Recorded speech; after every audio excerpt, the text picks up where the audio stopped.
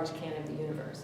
Everything in her whole life that makes her anxious, it gets displaced on him because he sings and he burps and he sings and he does things to provoke her, and she has a very low threshold. I can't do anything as a psychologist. I don't want to set those parents up with some expectation. There's magic juju after 4 years, and somehow she won't treat that younger one like divide and conquer. So sometimes that's all we can do. And then, like the broccoli, you make that togetherness time for the twins so delicious that they can't wait to get back together. You might say, okay, I'll give you some time, but you know what my expectations are. Figure out how to cooperate. So you make it the juicy thing, right? That they get to be together. Yeah? And what is your suggestion for when you leave the room, when they're arguing, you leave the room, they come after you? Yeah. She did this to me, she did that. And I've locked myself in my room to try to stay out. Yeah. What do you suggest? Well, the problem with that one is that they are going to try to win you over to the truth as they see it, and there is no truth, right? So we all know that there is no absolute truth, right, in the world, ever, there is no absolute truth. So they, being in their cognitive development stage that they are, will never accept that from you. So, again, the books would have you say, just listen to both sides and arbitrate. Well, it's way harder than it sounds because they want to stay on. I want to win mommy over to my side. So what you've got to do is sort of like, peace in the Middle East. How's that going? Common ground, find common ground. Well, if you're stuck in your own mindset, it's kind of hard to find common ground. So with your siblings, the common ground, hopefully, like with the twins is, would you like to play together? Yes. Okay, that's our goal. Okay, so I move it, but you listening to their sides, done. You got to just make that one, small paragraph. Okay, from your perspective. Okay, I'm sure the truth is in the middle. Okay, now, what's our goal? So you move it to the problem-solving of goal. If it's the remote control, is it 30 minutes for each one of you? Is it the, who gets to, how to build the Legos? It's problem solving. It's like what I said when I said, sometimes we literally do problem solve, evaluate the options, and decide on one if you have the time.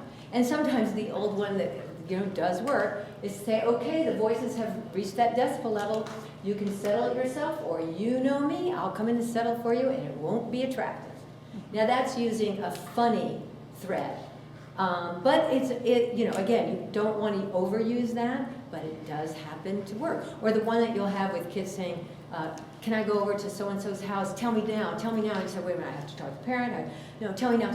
Well, if you want an answer, it's no. If you can be patient and wait. And so sometimes we use a negative, again, you can't overuse it, but those are two examples where a negative threat, if you will, can be helpful. Because if they know that you're going to have a more, strong-minded, shall we say, solution, then they'll come up on their own. Often that really incentivizes cooperation. Yeah. Boy, the sibling one's got a lot of action on one side or the other. I've got a lot of issues. Yeah. Most of the time when my girls are arguing, they argue, they scream, then they hit or push. Yeah. Right. Yeah. So letting them hash it out is like, they're almost already hitting each other. Right.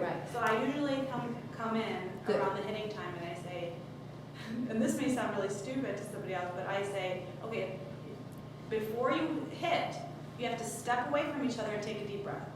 And that's how I hear all this. I feel like I'm just wasting my breath. Well, does I really it work? don't know No. Does it work? Because it is interesting. You got the breath part down. One of the daughters started going instead of hitting. Well, good. Fantastic. Then I said, okay, but no growling. But maybe I should just let her No, growl. growling's great. Maybe I should just let her growl. No, but again. So I'm just like, okay, and let them hash it out. Yeah, no, you're doing a lot right, and wonderful to go for self-control. There is, you remember that pie piece, self-control? I'm the only person I know with a whole chapter on self-control. I'm really big on that because it's so predictive, and I want to get to that in 2 seconds. Because anything that builds their self-control muscle helps them be successful in the rest of their life. Self-control is more predictive of good outcomes for high school grades, college grades, doing well in work, doing well in marriage, than in anything. So in studies, it's twice as predictive of even grades in high school and college than SATs and IQ scores. controlling for education and income in the parent. Did you hear that?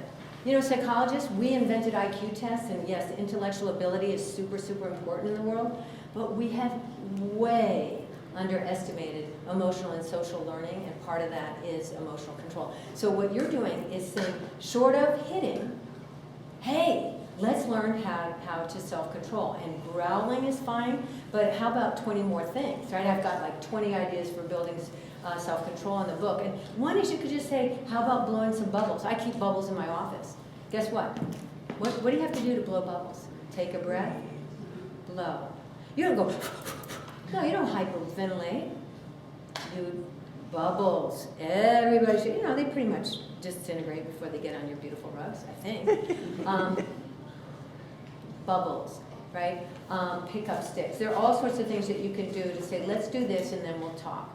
But the thing to remember for adults and children, the same, human beings, is if you are flooding 100 beats a minute or higher in most of us, of course there's a range, you can't think, you can't make decisions. So I'm going to talk about that schema in a second.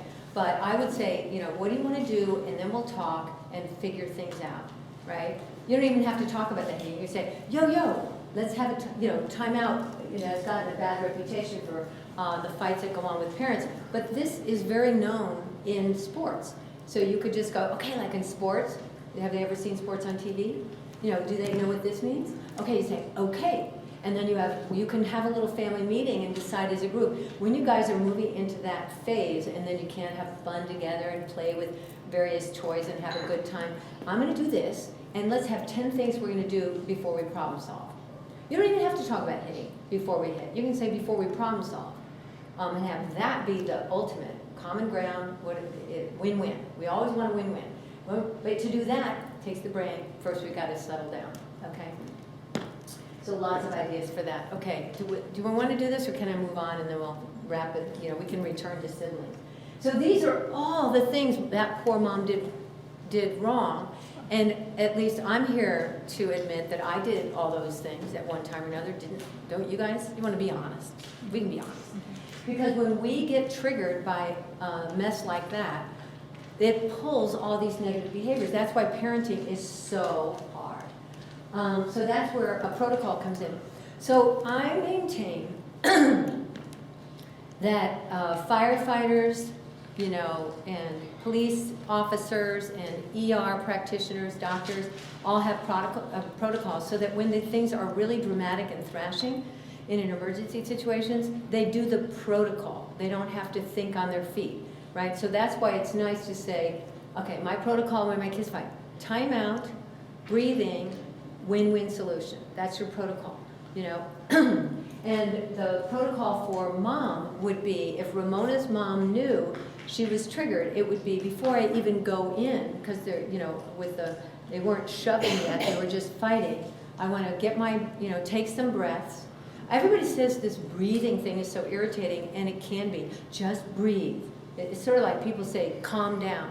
Has anybody ever said calm down to you, and you go, oh, I really like that feedback.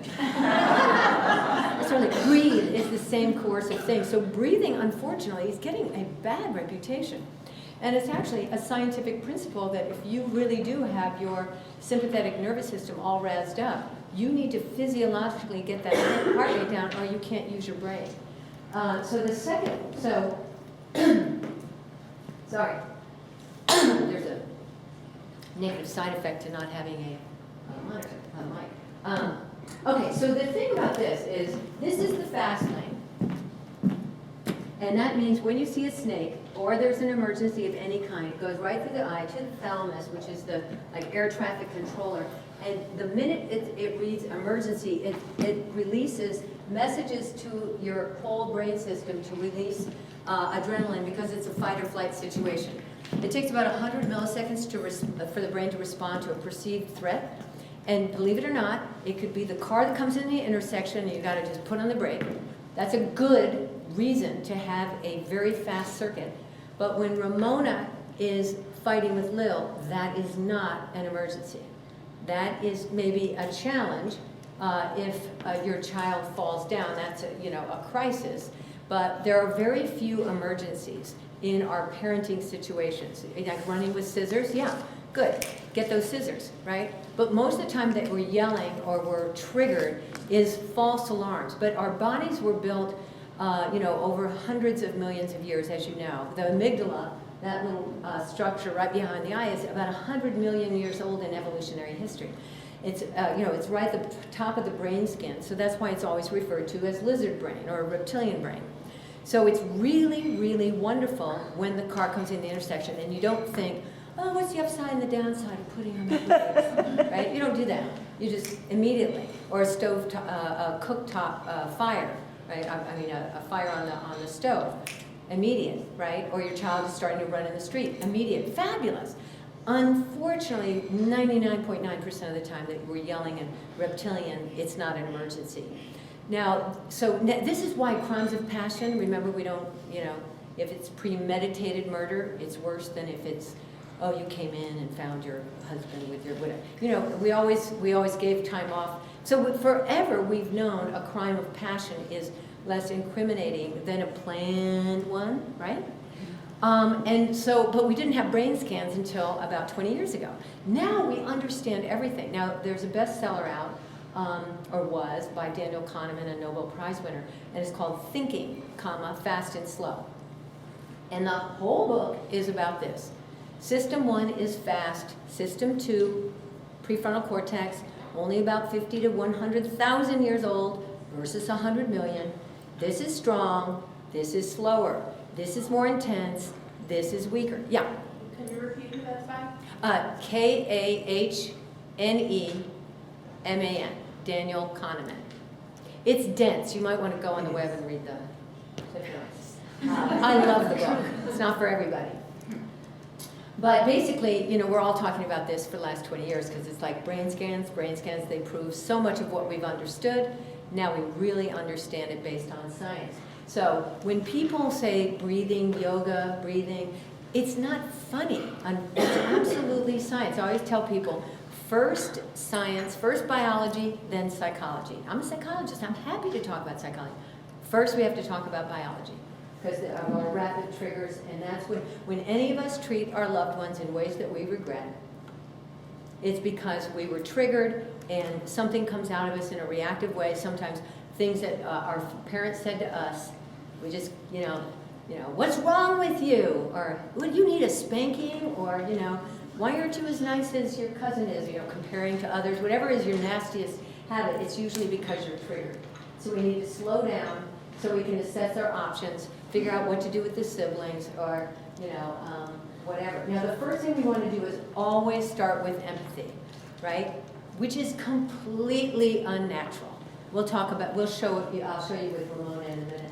But what we need to remember, that's my prefrontal cortex one, but I won't go into it because of our time limit. Let me go into the empathy one. So what we also know now with brain imagery is that we're always affecting each other with our emotions. So, if you're in an fMRI and your spouse is at fMRI and there's yelling, or there's goggles on that you're going to see imagery of your worst argument, you're just going to, see that adrenaline activated immediately. You're going to see all the sort of electric activity in the lower brain. But if there's loving, it's going to, loving, sweet interactions, it's going to be other parts of the brain, the right prefrontal cortex.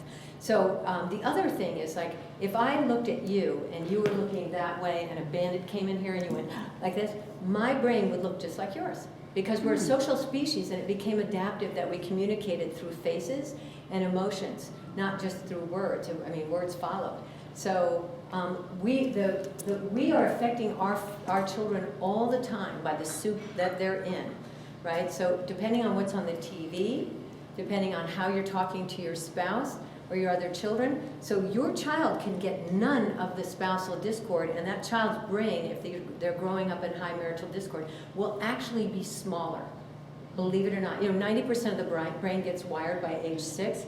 That's why you keep hearing from the Gates Foundation and everything, we're going to fund the first 1,000 days. The first 1,000 days, you go, oh yeah, that'd be 3 years. I think it sounds sexy to say 1,000, so they say 1,000 days. Mm-hmm. But basically what they're saying is we got to get in there and make sure children are raised optimally in the first 3 to 6 years, because 90% is wired. And we know from the ACE, it's called Adverse Childhood Event Studies, that the more adverse events in that environment, including yelling and screaming at parents or alcoholism, that brain is going to be different for the rest of their lives. So it really matters. We used to think it was all physical abuse, but emotional abuse is just as bad, and in some cases worse than physical abuse. We think that's because when a child grows up and he's hit occasionally, he learns that mom and dad shouldn't have hit me all the time. But when you're yelled at constantly and criticized and belittled, you don't grow up going, oh, you grow up thinking that you're a bad person, not that they shouldn't have yelled. Yelling is normative enough that it takes a long time for you to realize what happened to you. So that's kind of negative, but it's important to keep an awareness. What? There's a question over there? Oh, way over there. So knowing all that, why do we still have such a problem communicating that information that's actually quantified Yeah. and qualified to governments so that they fund early education and early intervention? She's a plant. Yeah. Yeah, I know. $100,000 now. I know. Well, now you know what public health, pediatric. Oh, the question? She had the most brilliant point anybody could have. She goes, well, if we know this and it's quantifiable and the research is in, why aren't we, of course, endorsing what they have in Europe and in many other countries, which is daycare, preschool, putting the money at the front end because, a chunk of these are going to end up in jail and we pay for it at the other end. And the rest of it. Well, in some cases you will hear about let's fund preschools, and it comes from this. Believe me, it all comes from this kind of understanding. It's not to be nice, okay? It's because we do know economically, even if you take the most hard-line view, it's economical to do this. It's not just humanitarian. Yeah, so that's a big question. But now, with what I just described to you about this brain development, you're going to understand a lot of what's coming out in the legislature here and there, and and it may even happen at the state level. It may just have to happen at the state level, but it's one of my favorite subjects. Thank you. Okay, so what's wise-minded mean? And then we're going to talk. I'll show you Ramona's mom trying to patch up that little glitch that she had with Ramona. So what wise-minded parenting is taking the best of your emotional skills, empathy and emotional control. It's taking what we did just now, your cognitive analysis of the situation, what's not reinforcing the perpetrator, what's kind of both of them, what's problem solving, hey, the bubbles. That's called, let's cull all those ideas. That's a cognitive analysis, the best of that, not the worst of that. And then it's coming up with a plan that works for you.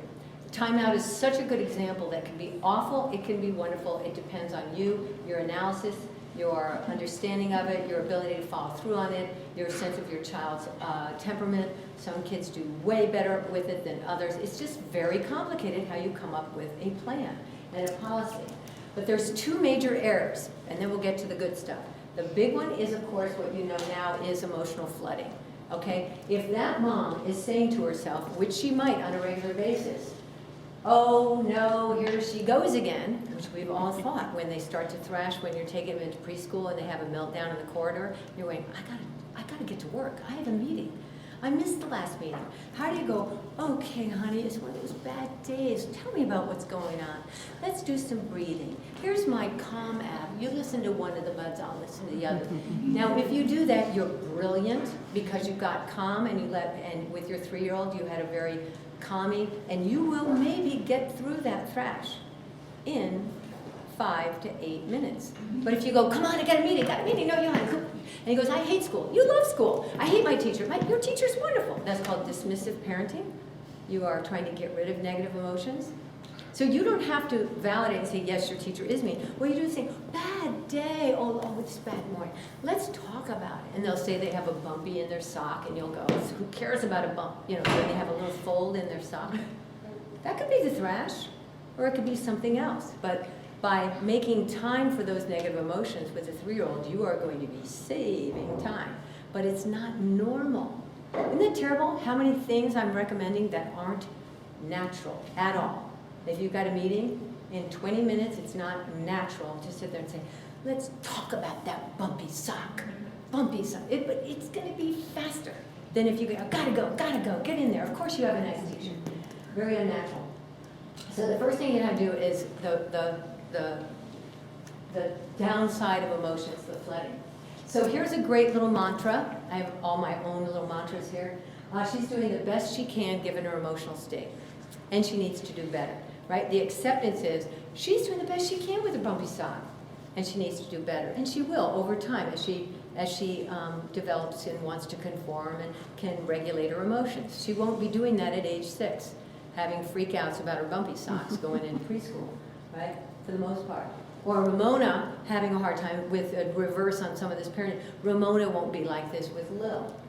Okay, the other problem. Some of you are very mild-mannered reporters and don't scream and don't have emotional issues, but you might have an error in what we call excess of rationality, right? So if this mom was completely regulated, but when they're saying, Ramona, you're older, and I expect more of you, and you know, Lil's little and you're big, and you need to control your emotions, blah, blah, blah.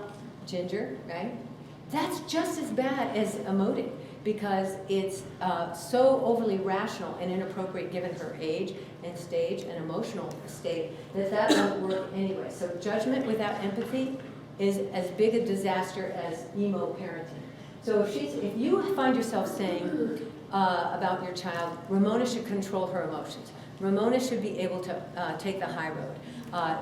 Your son George, as a second grader, 8-year-old, should be able to go into school without much havoc. He should control himself in the car and stop yelling when you tell. Should doesn't get you anywhere, right? So judgment is as problem as flooding. So that's where you might be right, but are you effective? You can do shoulds all day long on your kids all the way through college, and it won't get you anywhere. Are you effective? Okay. So no matter what the situation, you got to know. Okay, what's realistic? I just said I think it's very unrealistic to think you're going to make a really sweet little intervention on 2 flooding kids and have it go well. It's probably divide and conquer once it's that upsetting. What steps should I take and what feels right for me, right? That's why don't ever get in an argument about timeouts or sleep management. Everybody's got an opinion, and I believe you should do the analysis of all the things available to you in your family situation and do what's right for you. Okay, now really important. Validation is not approval and it's not agreement. It's trying to get it from some point of view. And I'll show you with Ramona in a minute. So little Georgie trying to get into preschool, and they say, I hate my teacher, I hate school, nobody likes me here, I have no friends. Okay, now validating that. Oh, you have no friends. It's not paraphrasing. So you have no friends and the teacher hates you. What you do is you're saying, oh, I'm not going to argue about that. That's dismissing feelings. And with little kids, they often say big dramatic things like, I hate you, you're a turd, because they don't have that much nuance. They're 6. They don't say, I feel a little bit at a loss this morning. I got up this morning, I had a little tummy ache. I feel a little unclear about school because there's so many social dynamics. They can't even do that in high school. They just act badly. And how often do we? I do marital therapy. You wouldn't believe what it takes to get the story out of what people have been through for 20 years in a marriage and figure out why they're name calling or they are threatening each other with divorce or whatever. It's big, long stories, right? So you want to just start with, what do you think in the spirit of what's going on that you can validate? I know if George is throwing a fit in the corridor, he's having a hard morning. Go with that. Oh, it's one of those mornings. Remember that book, Alexander's Really Bad, Terrible, Awful Day? Love that book. Because you don't know all the things that's going on for Alexander. You just know he is being a pill on every single thing that happens to him, right? So you start with, it's just one of those bad days. Can you tell me what's going on? You do not talk about all the things that you want to dismiss, the friends, the school, the teacher. You say, what's going on for you right now? Try to maybe funnel back. Is it the morning? Is it what went on? What can we do right now? How can we get, listen to a little bit of music or, do a rock, paper, scissors, something distracting, engaging that will get them out of their flooding brain. Anything to get out of the flooding brain.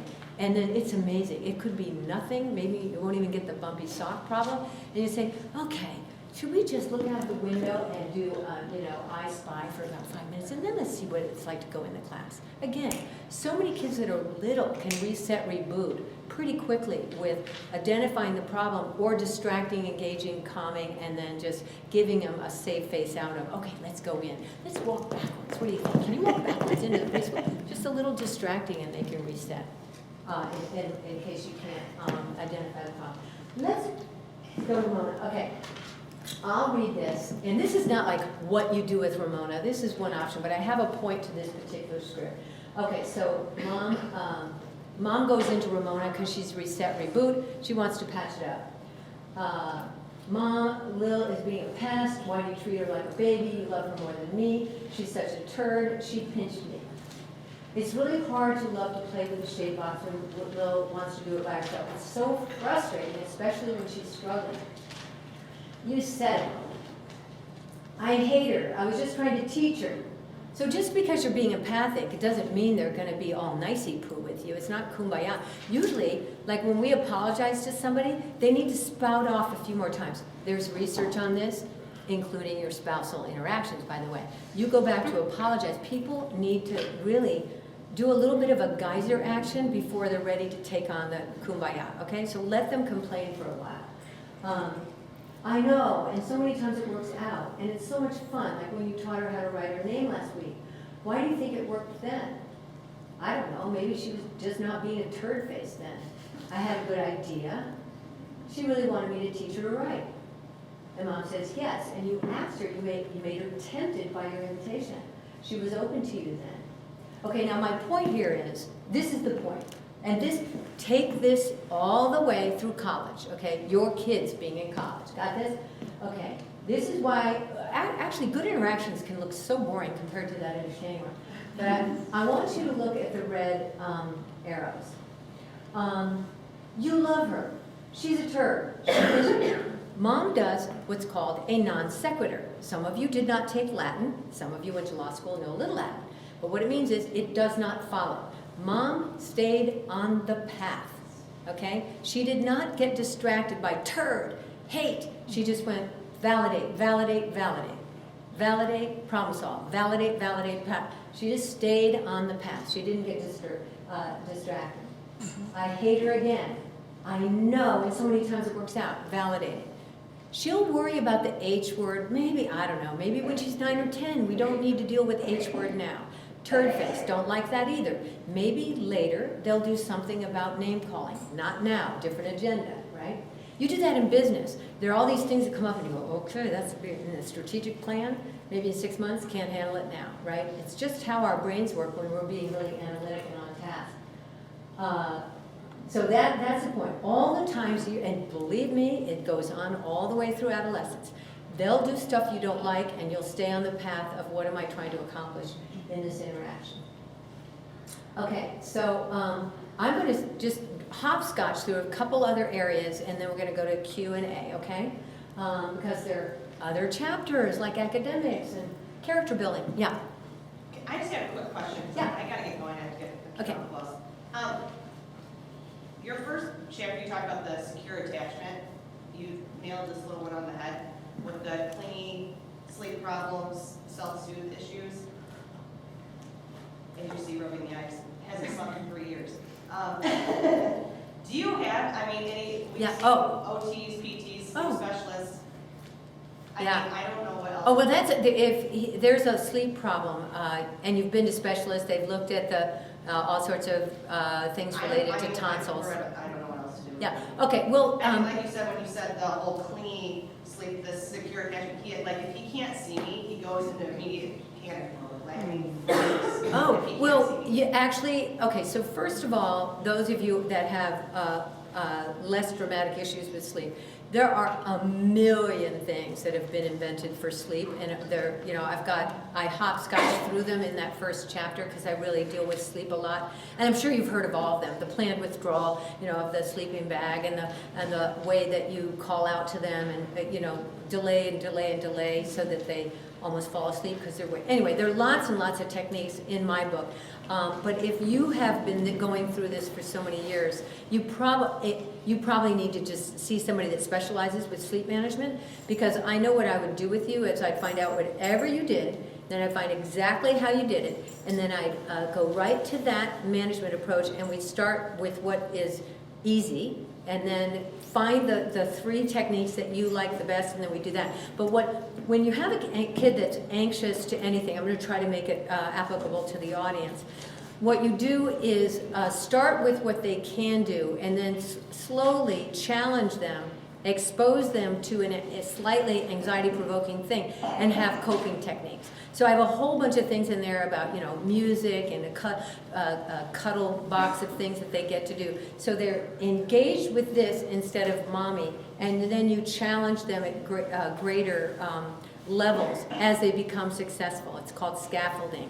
But if it's a 3-year problem, you probably really want somebody to just get that toolbox and you talk about what you're going to do this week and next week and week after. And it means probably just putting all hands on deck for a big intervention for a while.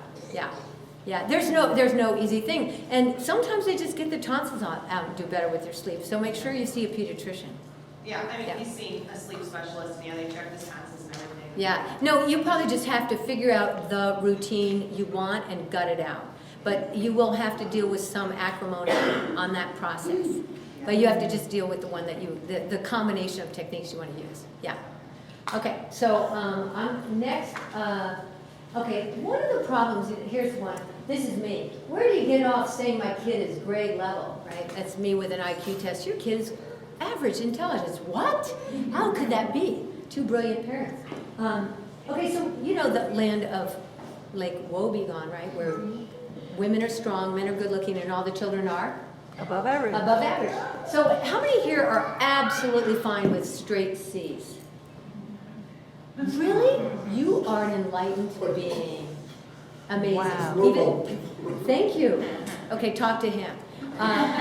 No, really, it's really amazing that C is average, but if you want to get into University of Illinois, University of Washington, they have all these requirements of 3.7, whatever. So it's really hyped up parents to being pretty anxious about grades. The great thing about young kids is you've got a long time before 9th grade and that GPA starts. And so it's really good to not get stuck on, high achievement according to grades. And even if they don't have grades in elementary school, they'll have still a ranking, and everybody wants exceeds. Right? They don't want it normal, or we all want to know how to build it. Now, we all want improvement, right?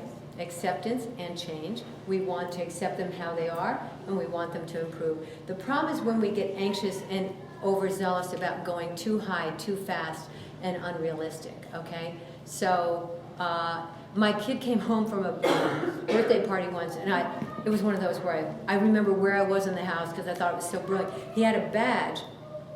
And on it said, I am acting my age. And I went, every parent should be having a neon sign underneath their contact lens. They are acting their age, behaviorally and academically and all the rest, because most of us get a little anxious with average, and then it throws us off that slide about the peanut butter sandwich. Messy, messy, messy is what we should expect. I have one thing to say about the era of entitlement. How do kids get spoiled? Just curious. I bet you guys know this. Okay, that's all I have to say. Now, the one I do want to say a couple things on before we open it up is, okay, here's a great one. It keeps me from looking at my phone every 2 weeks, or every 2 seconds, excuse me. If only we looked every 2 weeks. So this is called a default setting. The person has a cone head on, and he can't look at his phone. Okay, so the best way to have your kids lined up not to become digital addicts is to make it unavailable to him, right? So when I meet kids, parents with kids that are in middle school, and they say, here's your laptop, go in your room and make good decisions. It's like saying, here's a line of cocaine. Now you go in your room and you make good decisions with that cocaine. Because if you watch a gamer, literally, in an fMRI, you know, a functional MRI where you're seeing what's happening to the brain in real time, you will see a dumping of dopamine, which is the neurochemical associated with reward, that looks exactly like cocaine. Exactly like cocaine. And because cocaine is releasing dopamine, that's what makes you high. So dopamine is released, sex, food, alcohol, shopping for some people. You know, we get individualistic about our individual patterns of dopamine release. But if you were to go online to your favorite station, your favorite media, you are having a release of dopamine. So guess what happens? That's a reward center in the brain that says, do it again, do it again, do it again, do it again. So the only way for all of you not to have that is to turn off your phones and make them unavailable. So, and there's even been a study recently where if you go to a meeting and you have your phone like this and you put it on the table, you know how many people do that these days? You go to sit to lunch and they have their phone on. When that person leaves that meeting with you, they will automatically be less satisfied with the interaction. Well, duh. You were, you know, because you say, oh, it might be my kid. I don't care if it could be your kid. I'm a child psychologist. Nothing's going to, if they're really in trouble, they need to go to the ER and the preschool teacher will get them there. They don't need, you can turn off your phone for an hour, right? So we have this weird idea that we can't turn off our phones. It's bizarre. Or put things away. And they're so powerful. We need to put them away. Now, touchscreens are the #1 favorite toy for toddlers and up. The favorite. Goodbye dolls, Legos, everything. It's touchscreens because they are so powerful in this release of dopamine, even for little children. So I'm a big in for it. So this is the way they become, you know, the digital family. And I really understand because whether it's in the car or waiting, and then they perk up. So when they have the constant, good job, good move, good job, good, they stop paying all attention. Praise does not work anymore. So I have a gold standard in, you know, I have all sorts of little things like this in the book, but the way to remember praise is you want it to be very genuine, you want it to make it occasional, not all the time, specific, and you want it after decent effort. So anything that they have established, like all the good habits, I call it the sheep in the chute. You know, if you've got a sheep that kind of goes through the little chute, just like the way they should every morning, they get up, they brush their teeth, they go on, they get their day pass, they go to breakfast, you know, go to breakfast, then brush their teeth, whatever it is. And by age 6, they may do that perfectly well. They do the same thing every morning. Routine is fabulous and underrated. I would love for us to talk the rest of the time just on routines. Because once things are relegated to the lower brain because it's automatic, when you backed out of your driveway this morning, remember that? You didn't pay attention, you didn't need to. You didn't say, move this elbow and then turn it to the right, turn it to the left. What you did not, you could talk to somebody and listen to the radio and do that because it was relegated to your hippocampus stored brain. You don't even have to think about it. This is what you want your children to do. That you want them to learn to do the same thing every time in a routine, and then you don't have to talk about it. Isn't it wonderful? That's why if you have a star chart to get it up and running, and then you don't talk about it for the next 10 years, great, right? If that worked for you. So routines are super, super important. We don't want to use up praise on routines, right? We'll use it for the new thing they're trying to get established, like manners. Maybe you're working on manners, or you're working on something else. So really important concepts. There's tons of research on praise at this point. Okay, this is the end of my talk, because I want to say, who are you, the one on the top or the one on the bottom? I want to meet the one on the bottom, because most of us are the one on the top.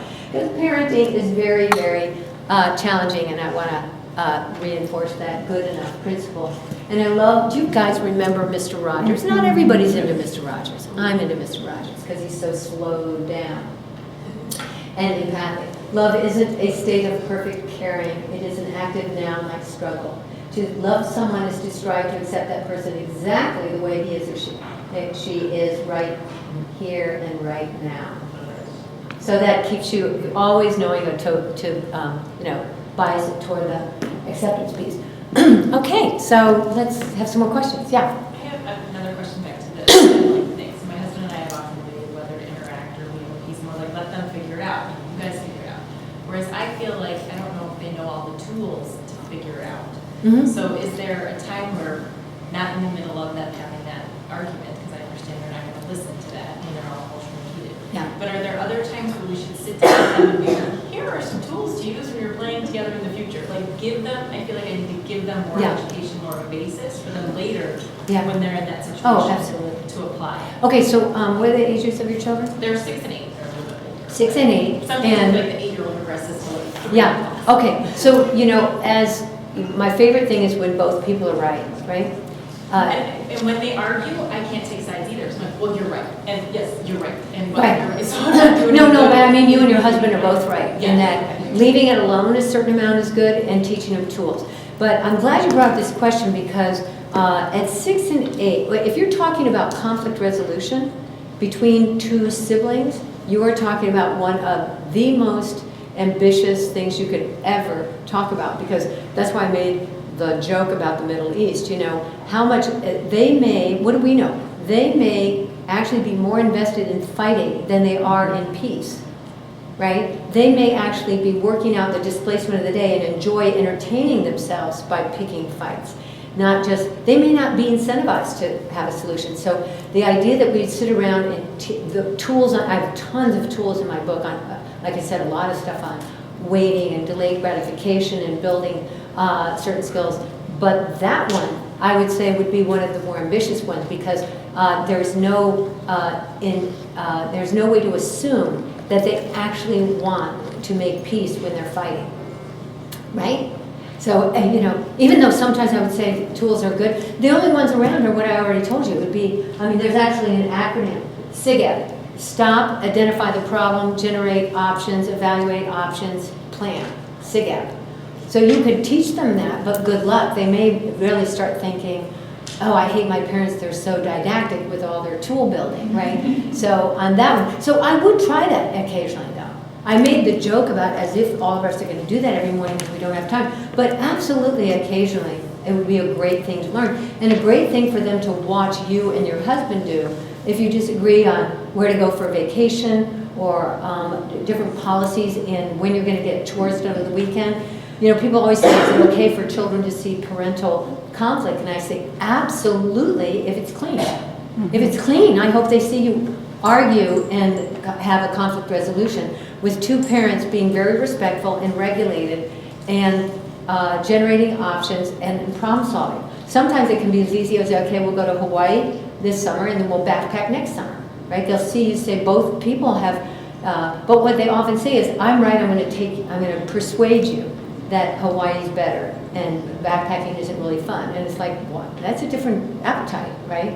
So yes, argue, problem solve yourselves, model, teach them how to do it. I'd be right in the middle between you and your husband. Yeah.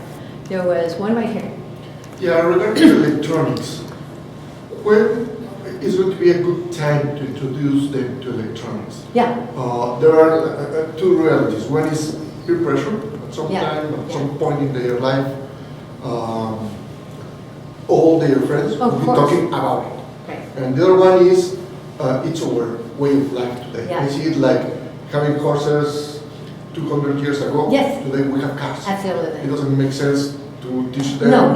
how to ride a horse instead of how to drive a car. Right. At And what excellent. point they should be introduced. In fact, the analogy that's often given, you may not know this, is when telegraph was invented, people thought, demonized it and said, I always think, telegraph? Wasn't that pretty innocent? But telegraph, telephones, television, we all had the Luddite thing of like, where could this go? In the book, I have this whole endorsement of why digital is fabulous and how it should be used. Learning wise and everything. Of course, it's part of our life. We are not going to put the genie back in the bottle. So it really has to do with understanding how powerful it is. And like anything, TV, you know, a generation ago, it's having controls on it. So his question was when to introduce. Well, they're already introduced because they're everywhere, so they certainly know about them. And it's really access, rules, and structure around it. So one of the questions that comes up a lot with older kids is they're all addicted, what can be done? And I said, look, if you are raising a child with all those 7 essentials of building a successful child, You've got them by middle school in a sport, hopefully full-time, because that helps them bond to school, fall and get fitness. The American Academy of Pediatrics recommends an hour of exercise per day. An hour per day. Go outside, right? But in middle school, if they've got a sport, that's 2 days a week and usually a weekend. If you've got them in a little service by high school, if you've got them in some kind of talent development, that's another afternoon. If you have them at the dinner table without screens, if you have homework as much as possible, screen but with some, some supervision in some situations if they're not able to self-regulate. If you have them at bedtime, you've got them doing chores, and you have bedtimes at 9. Guess what, you guys? They don't have time. They won't be addicted. There's not enough time. So the average number of hours per day for 8-year-olds to 18 years old is 7.5 hours a day. The little moniker there is if they're not in school, they're online. They're connected to a smart thing. So I'm really big into dumb phones without data. They could just text, so if you need to reach them about the orthodontist appointment, fine. But we need to bring back dumb phones because these are little computers. They can get anything. They can get porn like that. So I don't know why we're doing the smartphone thing for middle schoolers. At some point they will get the high data. But I think that there's been a study now to look at families that have authoritative parenting. That's the phrase they used, Larry Rosen out of USC. And he looked at what the families that have problems with digital and those that didn't. And it comes down to authoritative parenting, the magic 3 again. The parents that have rules and structure around digital have way better outcomes in grades, in psychological health, in peers and everything, because, of course, they're not overdoing it. Now, to go back to one of your points, really important one, is if you are too strict too long, you're going to have a dilemma for sure. Some of you have older kids, because you'll get, in middle school, you'll get into the carpool, you have 40 minutes to get to the soccer game, and every other peer in the carpool is on digital. And your kid is on the dumb phone saying, great, Mom, what do I do? Talk to you, right? So it's a really big problem. It's easier for me to talk to parents of younger kids because we should all be conservative and control the phones. For that middle group between 5th and 8th grade, it's really challenging because some of you are still staying conservative, which is great. But if you're with a peer group that has all got smartphones, you're going to have a really big difference in the access, and you're going to have difficulty.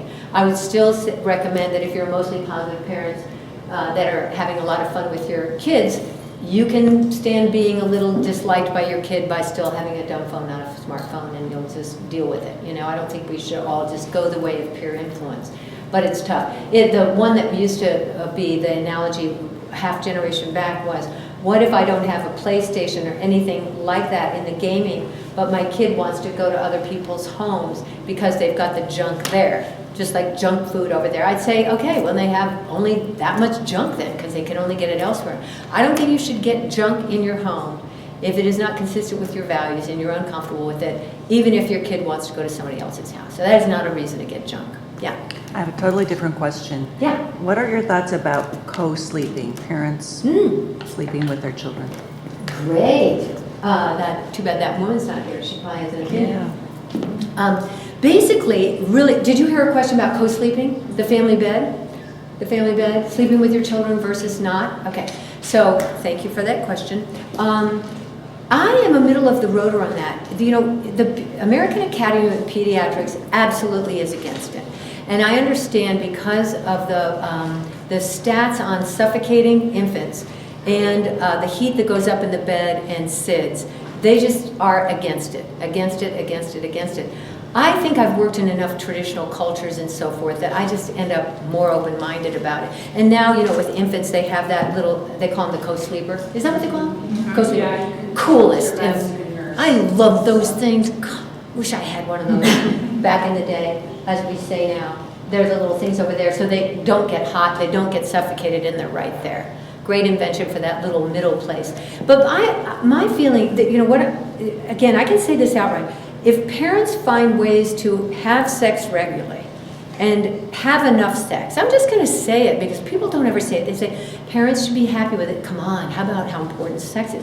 If they figured out the sex part and both partners are happy with it and they've taken care of the health part, no big deal. The problem is that people often lose their sleep because of all the moving around. When they get bigger, they're not in that separate bed. Or there's not enough time for lovemaking when the time might be most attractive to one or both parties. And then you get all this baggage, and no one's talking about it. They're talking about, like, is it good for kids? Well, there is no reason to think people need to sleep in the same bed with their kids any more than they need to be with their child all day to have secure attachment. I mean, I worked with Mary Ainsworth, who basically brought secure attachment to the world along with John Bowlby. So I feel like if anybody knows about secure attachment, I do. And that is not a prerequisite. A family bed is not a prerequisite for secure attachment. Secure attachment is about responsiveness, attunement, being connected with them, validating their feelings, being there enough, and helping them learn to be in new environments where they can be independent. But you don't need a family bed for that. If you want the family bed and everybody's happy, fine, you know. So I feel like we've gotten this really weird, like, what's good for kids thing. And we need to kind of, well, I'm a middle of the roader. It's good for everybody. I'm good with it too, barring those health issues or time for intimacy. Yeah. Very cool. Another question? Yeah. Back to the, what you were saying right before. I know, you know, I've gone through Interesting with a Child's Heart, which is a biblical approach to parenting, but one thing that we talked about in there was, you know, like kind of letting go a little bit after like 5, how locked down you are on certain things, how, you know, authoritative you are, and obviously, you know, incrementally, developmentally appropriate, but so not talking with everybody. But how about with like the minivan to, you know, travel soccer example, saying, well, this is how the Lotta family does it, and you can put your screens away, or you can find another ride, or, you know, whatever. And being a mom, I really don't care. Yeah, no, okay, her question was, you've got to loosen up a little bit by 5, but you can also decide where you're going to still be authoritative. So that your kid is, you know, you can be the bad guy. Yeah, your kid, absolutely. Your kid's not the loser without Absolutely. the phone, and they're mad at you, and everybody's Yeah, notice how one of my qualifiers, like, you can get away with being a little more conservative and authoritative if you're also really positive and fun. I mean, it's amazing. I've watched some of my friends do the most controlling things. Like, remember, when you go and sleep over at somebody's house, you have to take that little thing, what do you call the thing that's in the tub on the bottom? Stopper? No, the thing that you stand on. Oh, like a mat. Yeah, you take the mat, and you should take the mat out, and you should put it over. And I said, you know, Dorothy, I don't know anybody that could get away with that much nagging, but she's super fun and super funny. And I know she could get away with that little mat story because she's so fabulous, right? So I feel like we can get away with being a little bit more locked down on things like, okay, you guys, you're going to hate it, but we are going to have fun in my carpool. I don't know enough about music. I want you to bring your, you can have your iPhones, but you're going to play it on my unit. You're going to tell me what you like about it, you know, whatever. Or you can have a book there. I mean, God, I have a book that I was editing on sex ed, and that was really fun carpools for a while. I would click it up and read it and say, you know, really, you do sex ed? And I mean, so sometimes you need to provide the other thing, not just say we won't do this, but what we will do. You could play some silly villain. With them coming home, like, well, if so-and-so gets to ride their bike in the street, I don't care that Timur gets to ride in the middle of the street. This is how we do it, you know? Right. Well, also, see, the same thing is like, okay, yeah, they have more freedom. I'm not comfortable with that. So, yeah, too bad for me because I'm going to put your bike in the car and we're going to go to the park where I am comfortable. So, you know, we all have to also focus on the positive, just not on the negative. So that would be your little CEO challenge is, here's the bad news, here's the good news. You know, the bad news is we're not renting movies nonstop for the sleepover. The good news is wait till you see the scavenger hunt I have in store for you. Mm-hmm. Scavenger hunts are harder to do in the neighborhood, but they're super fun, right? So it takes a little bit more time, obviously, to be a positive and fun parent and not use all the stuff that's easier, right? And then use your village, the cul-de-sac of kids Yeah. you want to play with anyway. Yeah, sometimes when you ban the activity, you're getting to a more pro-social group anyway. it's a point I make a lot with the older kids, is when you say, okay, call me a Luddite, but I'm going to have you in full-time sports all of high school. Tell them that in 5th grade. All of high school and service. But boy, what a return on your investment you get in that, right? Because they're always with the pro-social peer, the more positive peers, right? So, I mean, there's the overscheduled child syndrome for sure, because I think we need to do activities, but we also really need to have time for boredom so that they figure out what to do with that. One thing I talk about a lot is how boredom has become a negative affect state. You know, it's almost like giving them a headache or a stomach ache. It's like, oh no, I'm bored. Yeah. It's like, well, figure it out. Send your kids to go ride bikes anymore. You have to be on top of them. I know, exactly. Like, I've seen, you know, a mom that was a teacher, and I forget all of the letters, but boredom, she had an acronym, and she had it on a whiteboard for Yeah. summer, and it was, you know, E was exercise. And, Yeah, so yeah. okay, No. If you're bored, okay. I know. Well, my mother had that classic one that come to me with boredom and I'll give you something to do. So you weren't allowed to say This was boredom. the positive. Right. Walk, The talk positive around, version right? of that, right. Well, yeah, I mean, it's unfortunate, but we don't have free-ranging opportunities that we used to, and I don't mean because there's more danger, because we know there's less danger than ever in history in our neighborhood, but because we watch TV and we're on this news cycle, we have a false sense of risk, and one of the things I say in the book is we've basically sacrificed the sense of danger out there and said, let's keep them inside. And there's way more danger in a laptop than there is in your neighborhood, I'm guaranteed. Stranger danger, I mean, the idea of an abduction, they don't happen unless it's an angry ex-husband or wife or something. It's just bizarre how much we don't let our kids free range. And there's a lot of merit to it, sort of like the peanut butter sandwich. Right? I mean, we have to decide to supervise